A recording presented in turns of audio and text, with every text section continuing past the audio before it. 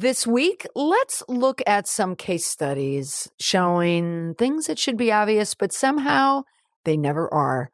We're putting a handful of big stories on the table and asking the same blunt question every time. Was this actual accountability or just slick PR dressed up as virtue? And the lineup is crowded. We have Trump, the Epstein files. I'm sorry. I know. The quiet piggy moment that did not land softly. We have a former Harvard president with an apology that floated away like a balloon. We have a certain usual suspect who wants sympathy, who still does not have a single ounce of introspection. We have our Pope with a very simple message. And because the universe knew I was getting ready to record, I got an email showing Meghan Markle has a new profile in Harper's Bazaar. I read the entire article before this recording, and there was one part that dying. So yeah, I just have to talk about that briefly, because here's why all of this matters. If you manage a brand, a campaign, or a crisis, you get judged the same way many of these public figures do. People pay attention to who you protect, whose dignity you acknowledge, and whether you choose truth over convenience. That's the whole game. Hey there, everyone. Welcome to the PR Breakdown. I'm your host, Molly McPherson. I am a crisis manager by day and always looking to be that human lie detector by night. And then, of course, I put all of it on social media. But right now, we're with the podcast, and we have to get to all these case studies. Let's start with the loudest one, because when someone loses control of their narrative, you can practically hear the gears grinding. And in President Trump's case, those gears are grinding loud enough to show in the data. Real Clear polling has him at a 55% disapproval rating at the time of this recording. This is what happens when you keep picking fights that makes the public and your mega public wince. I know you all saw the headlines. You probably saw the video. Bloomberg White House correspondent Catherine Lucy, you probably didn't know the name before like many of us, but we do now because she's in the press, because she was part of a press gaggle on Air Force One, and she was pressing President Trump about the Epstein files, and this is what he had to say. Quiet. Yes, completely reprehensible, but apparently not to his own team. The White House defended him. They released a statement saying that the reporter behaved in an inappropriate and unprofessional way. If you're going to give it, you have to take it. And that wasn't just one person in defense of what Trump did. There was Representative Maria Elvira Salazar. She was on Jake Tapper's program, The Lead, on CNN, and she as well was trying to justify President Trump's behavior. Take a listen. President Trump is a very picturesque and difficult and different type of politician. If you saw the clip, Jake Tapper was just sitting there in stunned belief. And the quiet piggy comment wasn't a one-off. In the Oval Office, I'm sure many of you saw this headline as well. ABC's Mary Bruce asked the Saudi Crown Prince about the murder of Jamal Khashoggi, a journalist, a fellow journalist. Then Trump jumped in and scolded her. You start off with a man who's highly respected, asking him a horrible, insubordinate, and just a terrible question. What does this show? Two things. One, Trump has a longstanding problem with the press. But two, when the journalist is a woman, that problem becomes a pattern.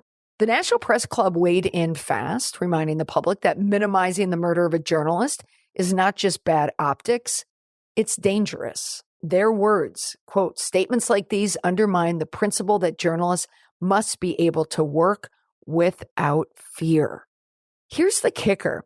Every single time he lashes out like this, he's not winning the moment. He's confirming the suspicion baked into that 55% disapproval rating. People do not trust leaders who attack the person asking the question instead of answering it. He still has his base, but the strength of that base is starting to fissure. That quiet piggy insult gave us a glimpse into the panic into the White House. It gives us, and that quiet piggy insult, some people could say it's part of the ongoing distraction of Trump flooding the zone with all the different distractions to distract away from the Epstein files. Some could argue that, but watching it, the lashing of it, particularly for people who've been there on the other side of that lashing, you felt it. We all were Catherine Lucy from Bloomberg when that happened. Some may say, okay, it shifts the story from why won't you release the files to, hey, look at these rude journalists. He certainly wants that to be a part of the narrative, to replace the Epstein files conversation as the reminder of where this whole altercation started. But a tactic only works when you're driving the narrative. And he's not driving any narrative right now. He is scrambling.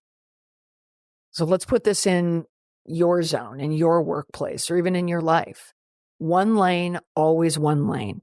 If you are dealing with an organization or with a leader who is under heavy, heavy scrutiny, your job in communications as the strategic advisor is to get them to take one lane, always one lane, that you support X, that transparency matters.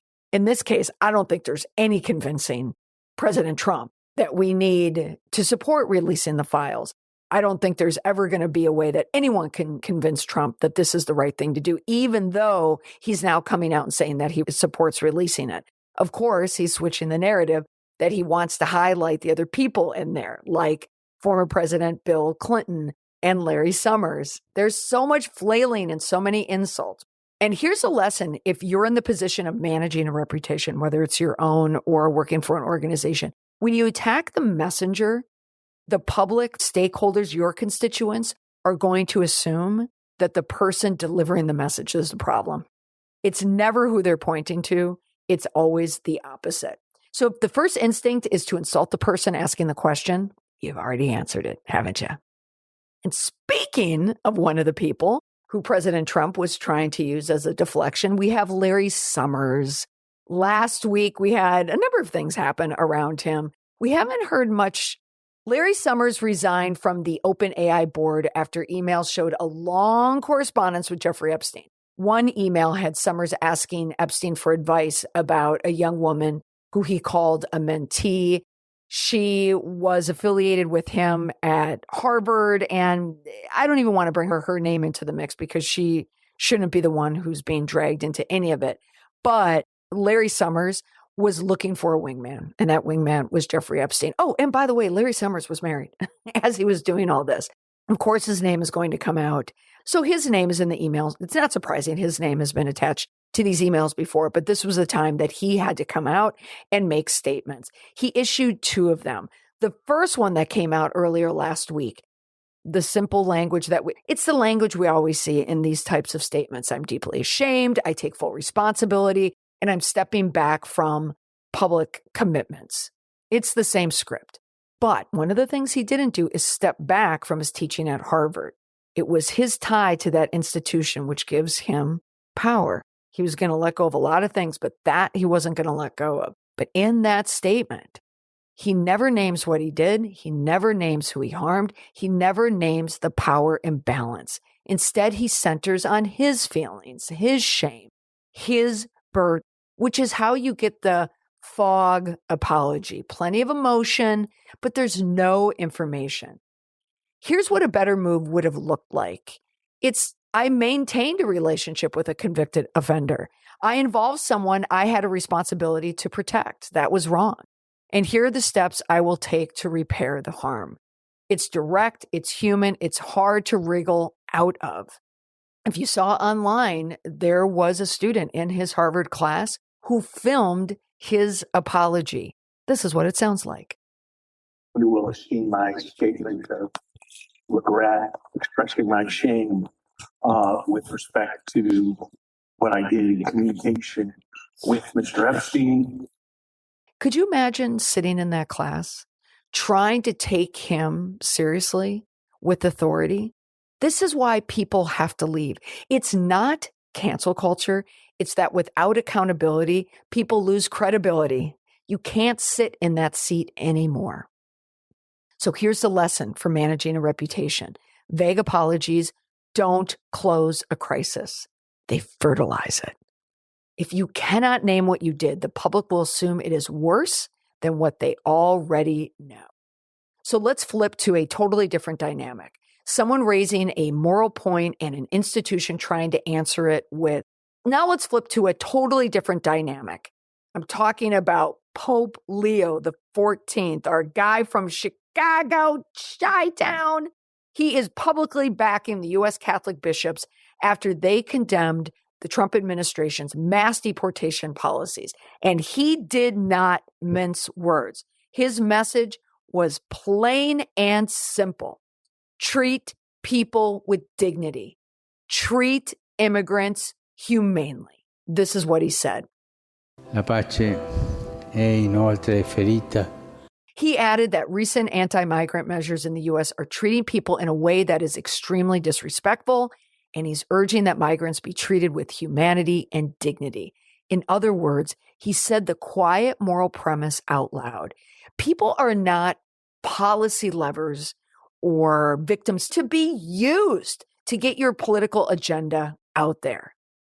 They are people. So what did the White House say with this moral critique from Pope Leo? Press Secretary Caroline Leavitt, who, by the way, is Catholic, rejected the premise. She said, I would reject that there is inhumane treatment of illegal immigrants in the United States under this administration. You know what? As a Catholic, I could not say that. I would think that I would be struck down. Oh, that's dangerous. I would reject there is inhumane treatment of illegal immigrants in the United States under this administration. There was, however, significant inhumane treatment of illegal immigrants in the previous administration as they were being trafficked and raped and beaten, and in many cases killed over our United States southern border. Now, let's say you're in a position where it's something similar. You work for an organization that is going against humanity. Statements that should be written should sound something more like this. We agree dignities matter, and we are reviewing enforcement practices to ensure proportionality and safety. You don't have to rewrite the entire immigration system to acknowledge humanity. You just have to show you heard the criticism and that the moral stakes means administration that leverages this fear that you put into immigrants, that you're leveraging all of it for political gain to speak to your base. Okay, now let's take a hard turn because we're going to get back into the whole world of redemption and what it looks like when you have not earned it. Now, I recently read a profile in the Telegraph about Kevin Spacey. Remember him? And he is not the usual suspect when it comes to him and his crisis that is going to stick to him forever unless he acknowledges this. But you know what? I got to tell you, I feel sorry for the guy. I still love him as an actor. I wish I could see him in things, but he can't be in anything when he still does and says the things that he says. So picture this. He is on stage in a Cyprus nightclub. The reporter, Mick Brown from the Telegraph, is interviewing him in person. Oh, how far the mighty have fallen. He is crooning songs like That's Life and Bridge Over Troubled Water to an audience paying up to 1,200 euros for the privilege. So the event is called Kevin Spacey Songs and Stories. There is a VIP meet and greet and cocktail attire is required, but it promises a night of memories with one of the most iconic performers of our times. Wow. He is iconic, but not for being a performer, I don't think. So he's insisting that this is not a comeback tour, which makes sense because he does not think he deserved to be pushed out. So it's fascinating. I'm going to include a link to the article in the show notes. But the moment the piece gets into the past 7 years, the narrative definitely shifts. He talks about the actor Anthony Rapp and the allegation that was made in 2017 and the immediate collapse of his career, the lawsuits, the cancellations, the trials. He reminds us that he was acquitted. Okay. And he reminds people in the story that he was acquitted in London and that a jury needed barely an hour to reject Rapp's claim. And then he pivots to the theme he clearly prefers, that there is a cloud over his life, that there is unfairness in the industry, and how Hollywood abandoned him, but regular people still stop him on the street with kindness. which I absolutely believe that is the case, that people do that. But the closest he gets to any introspection is the word reflection, about how he was too secretive, about how he may have come across as a jerk, and even asked himself why he played villains so well. And he calls this self-inquiry accountability, but he never touches what true accountability is. Not once does he address the pattern of allegations. Not once does he confront the power dynamics that defined his career. And not once does he articulate what accountability would require from him beyond the suffering. Instead, his story is this familiar one. You know, he lost his house. He lost his money. He's bouncing between hotels and Airbnbs. And he's comparing himself to the blacklisted artists of the 50s during the Red Scare, as if the public, you know, simply misunderstood him. That was a completely different time and a completely different misunderstanding, because what he did and what he's accused of is not a misunderstanding. So he's still casting himself as misunderstood, mistreated, and ready for redemption. And he is trying so hard. But it's not the same as narrative rehabilitation, because the hardship that he's dealing with is not the same as taking responsibility for it. Spacey is doing the kind of emotional storytelling people often reach for when they want sympathy to stand in for accountability. And the problem is that accountability requires more moral inventory, not a career retrospective. And he still hasn't done that inventory.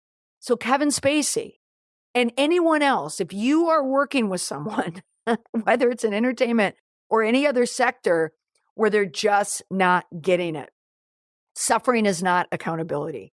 You do not get a bypass for the hard part and earn your way back with nostalgia or swooning or VIP packages.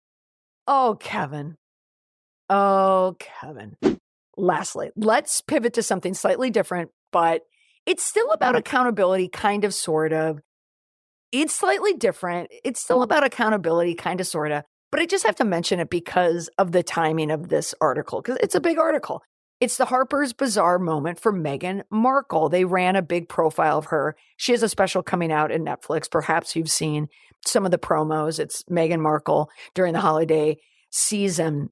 There's one part of the article that just jumped out. I'm neither a fan nor a hater of Meghan Markle. I fall right down the middle with her. I have empathy for her. I have sympathy for her with what she managed in the royal family. But I think she made so many mistakes. And I have been saying this for years about her. I usually chronicle them in posts and podcasts. I'm neither a fan nor a hater of Meghan Markle. I fall right down the middle with her. I have empathy for her. I have sympathy for her with what she managed in the royal family. But I think she made so many mistakes. And I have been saying this for years about her. It's like every move she makes is the wrong move. I think she's now slowly getting into the place where she needed to get into influencing, into products and styling and the whole world that she's in right now. And I think all the stuff she's doing on Netflix, even though I find it incredibly boring, I still think it's cool. You know, I like it. But her persona is still so off. It is so off. And when you read this article in Harper's Bazaar, it really comes out, because there is this truly bizarre piece of the article. And I'm not even going to bore you with all of it. But again, it's kind of the same narrative about Meghan growing up. But there was this moment where the second half of the interview, she's in New York City and she arrives at a grand Upper East State brownstone owned by one of Meghan's friends. Which friend, we do not know. But a house manager announces her as she arrives. Meghan, Duchess of Sussex. And the reporter doesn't miss a trick, writes it in the article that they're the only two people in the house. So they announce it to no one. Oy. It's things like that, just no. And she's in this swanky. So Meghan wants to be so relatable, but she's living in a very unrelatable world. But there's a lot of people who look at her and say, but do you deserve this world? Like, what are you?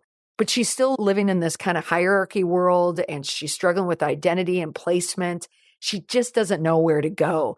So she still hasn't really had her accountability moment where she really comes clean and says, oh my gosh, you know what? This has been a messy path for us. And there are a lot of things we would have done differently. But she can't do that. She's always going to stick to this kind of higher royal pedigree. The whole article as well tries to label her as this incredibly authentic person and interviews other people who all say she's authentic, but she truly isn't. That's her problem. That's the problem with Meghan Markle. She's not authentic. If she were, I think she'd be fantastic, but she just can't let go of that because I think she thinks it's their calling card and it's how they're going to pay the bills. All right. So that wraps up this episode of the podcast. You can join me typically every Friday.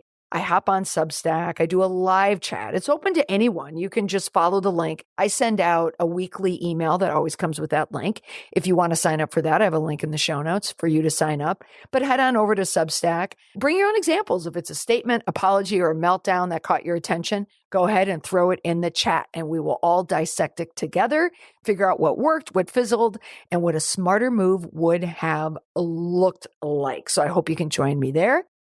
If you want to be a member, we have our members-only monthly trainings as well as our members-only vault sessions where everything that is said in the vault stays in the vault. And I will tell you, on December 17th, I am bringing back Dr. Abby Metcalf, and we are going to do a breakdown on Blake Lively, Ryan Reynolds, Justin Baldoni, because it is 1 year, it's a year ago December, where Blake Lively filed that civil complaint against Justin Baldoni. We are going to break it all down. This is for members of my Substack. You can find out more information in the show notes. That's all for this week. Thanks so much for listening. Bye for now.